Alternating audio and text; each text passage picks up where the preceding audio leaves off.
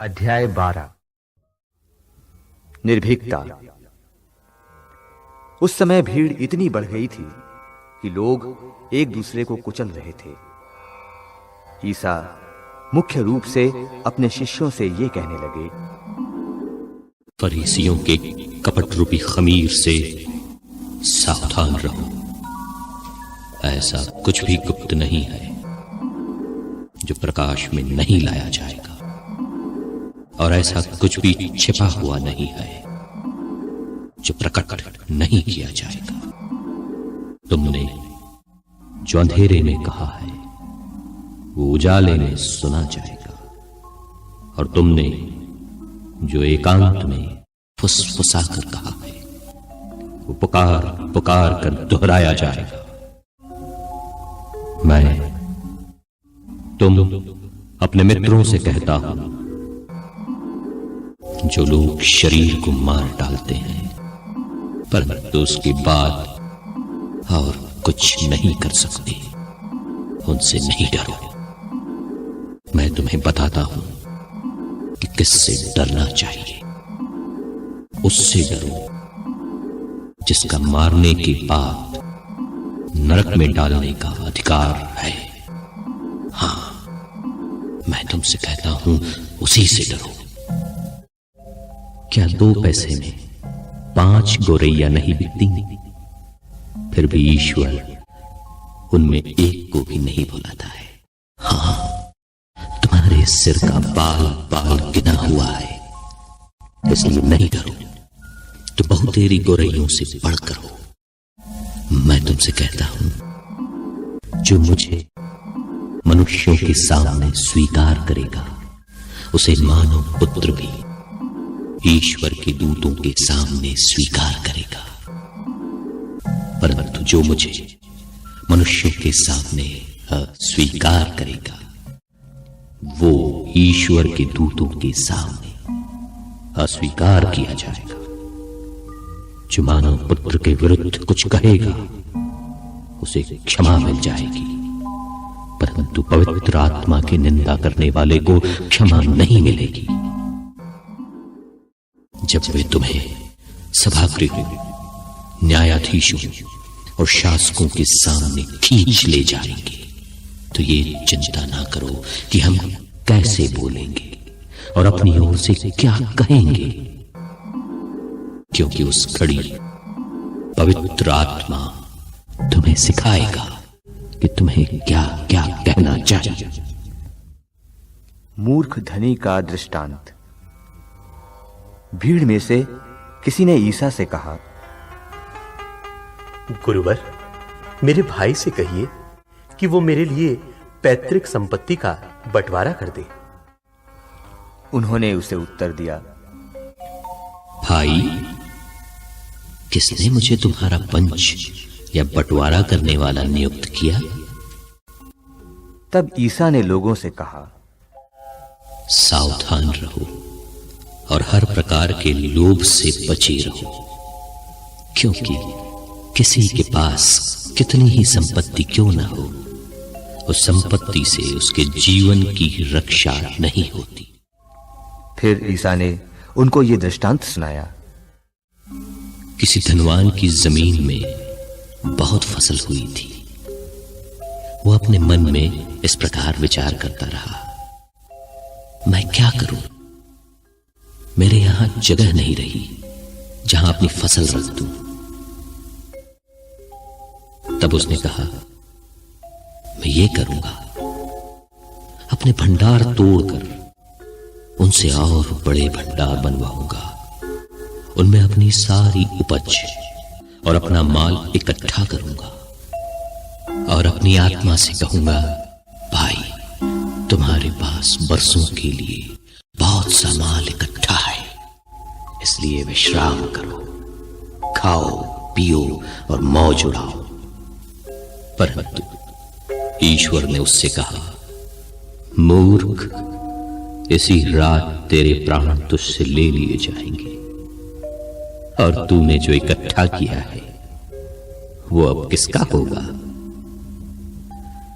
यही दशा उनकी होती है जो अपने लिए तो धन एकत्र करता है किंतु ईश्वर की दृष्टि में धनी नहीं है। विधाता पर भरोसा। उन्होंने अपने शिष्यों से कहा, इसलिए मैं तुम लोगों से कहता हूं, चिंता मत करो, न अपने जीवन निर्वाह की कि हम क्या खाएं, और न अपने शरीर की कि हम क्या पहने, क्योंकि जीवन भोजन से और शरीर कपड़े से बढ़कर है। कौवों को देखो, वे न तो बोते हैं और न लुनते हैं, उनके न तो भंडार है न बखार, फिर भी ईश्वर उन्हें खिलाता है। तुम पक्षियों से कहीं बढ़कर हो। चिंता करने से तुम में कौन अपनी आयु घड़ी भर भी बढ़ा सकता है। यदि तुम इतना भी नहीं कर सकते तो फिर दूसरी बातों की चिंता क्यों करते हो? फूलों को देखो, वे कैसे बढ़ते हैं, वे न तो श्रम करते हैं और न काटते हैं। फिर भी मैं तुम्हें विश्वास दिलाता हूं कि सुलेमान अपने पूरे ठाट बाट में उनमें एक की भी बराबरी नहीं कर सकता था। खेतों की घास आज फर है और कल चूल्हे में झोंक दी जाएगी। उसे भी यदि ईश्वर इस प्रकार सजाता है तो अल्प विश्वासियों, वो तुम्हें क्यों नहीं पहनाएगा? इसलिए खाने पीने की खोज में लगे रहकर चिंता मत करो। इन सब चीजों की खोज में संसार के लोग लगे रहते हैं। तुम्हारा पिता जानता है कि तुम्हें इनकी जरूरत है, इसलिए उसके राज्य की खोज में लगे रहो। ये सब चीजें तुम्हें यूं ही मिल जाएगी। छोटे झुंड, डरो मत, क्योंकि तुम्हारे पिता ने तुम्हें राज्य देने की कृपा की है। सच्चा धन। अपनी संपत्ति बेच दो और दान कर दो। अपने लिए ऐसी थैलियां तैयार करो जो कभी छींचती नहीं। स्वर्ग में एक अक्षय पूंजी जमा करो। वहां न तो चोर पहुंचता है न कीड़े खाते हैं, क्योंकि जहां तुम्हारी पूंजी है वहीं तुम्हारा हृदय भी होगा। चौकसी। तुम्हारी कमर कसी रहे और तुम्हारे दीपक जलते रहे। तुम उन लोगों के सदृश बन जाओ जो अपने स्वामी की राह देखते रहते हैं कि वो बारात से कब लौटेगा, ताकि जब स्वामी आकर द्वार खटखटाए तो वे तुरंत ही उसके लिए द्वार खोल दें। धन्य है वे सेवक जिन्हें स्वामी आने पर जागता हुआ पाएगा। मैं तुमसे यह कहता हूं, वो अपनी कमर कसेगा, उन्हें भोजन के लिए बैठाएगा और एक एक को खाना परोसेगा। और धन्य है वे सेवक जिन्हें स्वामी रात के दूसरे या तीसरे पहर आने पर उसी प्रकार जागता हुआ पाएगा।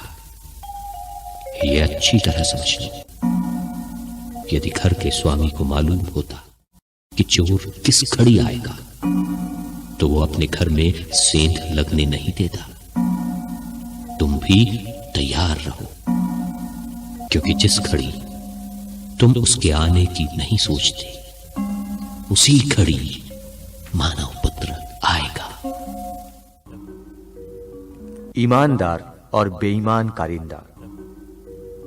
पेत्रुस ने उनसे कहा, प्रभु, क्या आप ये दृष्टांत हमारे लिए कहते हैं या सबों के लिए? प्रभु ने कहा, कौन ऐसा ईमानदार और बुद्धिमान कारिंदा है जिसे उसका स्वामी अपने नौकर चाकरों पर नियुक्त करेगा ताकि वो समय पर उन्हें रसद बांटा करे। धन्य है वो सेवक जिसका स्वामी आने पर उसे ऐसा करता हुआ पाएगा। मैं तुमसे ये कहता हूं, वो उसे अपनी सारी संपत्ति पर नियुक्त करेगा, परंतु यदि वो सेवक अपने मन में कहे मेरा स्वामी आने में देर करता है, और वो दास दासियों को पीटने, खाने पीने और नशेबाजी करने लगे, तो उस सेवक का स्वामी ऐसे दिन आएगा जब वो उसकी प्रतीक्षा नहीं कर रहा होगा, और ऐसी घड़ी जिसे वो जान नहीं पाएगा। तब स्वामी उसे कोड़े लगवाएगा और विश्वासघातियों का दंड देगा। अपने स्वामी की इच्छा जानकर भी जिस सेवक ने कुछ तैयार नहीं किया और न उसकी इच्छा के अनुसार काम किया, वो बहुत मार खाएगा। जिसने अनजाने ही मार खाने का काम किया वो थोड़ी मार खाएगा। जिसे बहुत दिया गया है उससे बहुत मांगा जाएगा, और जिसे बहुत सौंपा गया है उससे अधिक मांगा जाएगा। संघर्ष। मैं पृथ्वी पर आग लेकर आया हूं, और मेरी कितनी अभिलाषा है कि ये अभी धधक उठे। मुझे एक बपतिस्मा लेना है, और जब तक वो नहीं हो जाता मैं कितना व्याकुल हूं। फूट का कारण। क्या तुम लोग समझते हो कि मैं पृथ्वी पर शांति लेकर आया हूं? मैं तुमसे कहता हूं ऐसा नहीं है।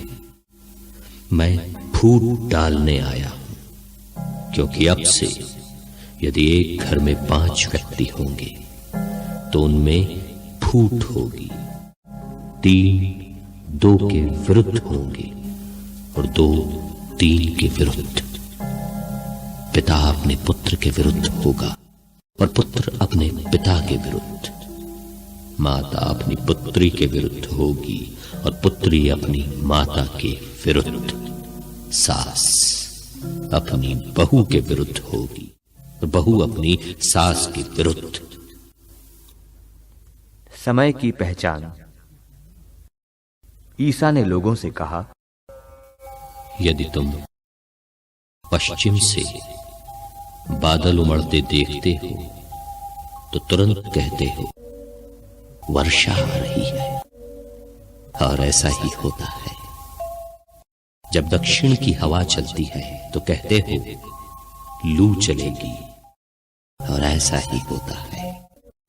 ढोंगियों, यदि तुम आकाश और पृथ्वी की सूरत पहचान सकते हो तो इस समय के लक्षण क्यों नहीं पहचानते? मुद्दई से समझौता। तुम स्वयं क्यों नहीं विचार करते कि उचित क्या है? जब तुम अपने मुद्दई के साथ कचहरी जा रहे हो तो रास्ते में ही उससे समझौता करने की चेष्टा करो। कहीं ऐसा ना हो कि वो तुम्हें न्यायकर्ता के पास खींच ले जाए और न्यायकर्ता तुम्हें प्यादे के हवाले कर दे और प्यादा तुम्हें बंदी गृह में डाल दे। मैं तुमसे कहता हूं, जब तक कौड़ी कौड़ी न चुका दोगे तब तक वहां से नहीं निकल पाओ।